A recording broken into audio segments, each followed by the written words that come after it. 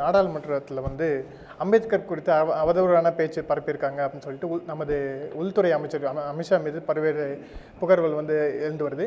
இந்திய கூட்டணி மட்டும் இல்லாமல் பல்வேறு கட்சி தலைவர்களுக்கு கண்டனம் தெரிவிச்சிருக்காங்க. இது நீங்கள் எப்படி பார்க்குறீங்க சார்? கண்டனம் தெரிவிக்கிறதுக்கும் ஒரு குவாலிட்டி வேணும், கண்டனம் தெரிவிக்கிறதுக்கும் அதுக்கு ஒரு தகுதி வேணும். எனக்கு தெரிஞ்ச அளவுக்கு தமிழ்நாட்டில் அதுக்கு போராடுறதுக்குண்டான ஒரு கட்சி கூட தகுதி இருக்கதா நினைக்கல. ஏன்னா எல்லாருமே அம்பேத்கருடைய கொள்கைகளுக்கு நேர்மாறாக செயல்படக்கூடியவங்க ஆச்சுங்களா. இதுதான் என்னுடைய பார்வை.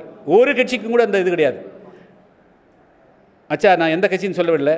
வேங்கவையில் மனத்தை எழுதின போது 4 சட்டமன்ற உறுப்பினர் இருக்கிறாங்க. அம்பேத்கர் பேர் சொல்லி போனவங்க. அவங்க என்ன பண்ணிட்டு இருந்தாங்க? பதவி தானே பிரச்சனை உட்கார்ந்தாங்க. இதுக்காக இது அம்பேத்கர் பாடுபட்டார் ஆச்சா. இன்றைக்கி உள்ளொதுக்கீடு பிரச்சனையில் 76 சாதிக்கான இடஒதுக்கீடு பிடுங்கி கொண்டு போய் நீ ஒரு சாதி கொடுக்குற. இதை நீ அதை சட்டமன்றத்தில் நீ சட்டம் ஏற்றிட்டு அம்பேத்கருடைய சட்டத்துக்கு எதிராக போயிட்டு நீ பேசிட்டு இன்றைக்கி அம்பேத்கர் பாதுகாப்பார். இது அத்தனையும் வெளிவேசம். தமிழ்நாட்டில் அம்பேத்கர் அமித்ஷா சொன்னதுக்காக போராடக்கூடிய அத்தனையும் வெளிவேசம். இவர்கள்தான் குற்றவாளிகள், இவர்கள்தான் தவறளிக்கக்கூடியவர்கள். இன்றைக்கி தமிழ்நாட்டில் இந்த மக்களுடைய அவர்களுக்கு காரணமே இவர்கள் தான்.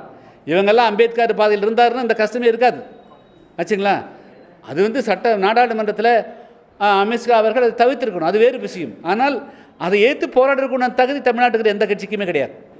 தமிழக பாஜக மாநில தலைவர் அண்ணாமலை தமிழகத்தில் இப்போ 5 முனை போட்டி நிலவு வருது அப்படிங்கிறாரு. அந்த கருத்துக்கு உங்களோட சார்? அதுக்கு இன்னும் தேர்தலுக்கு இன்னும் 1.25 வருஷம் இருக்குது சார். நம்ம பற்றி எறியக்கூடிய பல்வேறு பிரச்சனைகள் நம்ம வச்சுருக்கிறோம். இந்த பிரச்சனைகளுக்கு போராடுவோம். தேர்தல் அதுக்கு முன்னாடியே வந்ததுன்னா அதுக்கு பிறகு அதை பார்க்கலாம். புதிய தமிழகம் கட்சி தலைவர் டாக்டர் கிருஷ்ணசாமியின் கருத்துக்களை கேட்டோம். வேந்தர் டிவி செய்திகளுக்காக ஒளிப்பதிவாளர் நவீனுடன் செய்தியாளர் ரிஷி.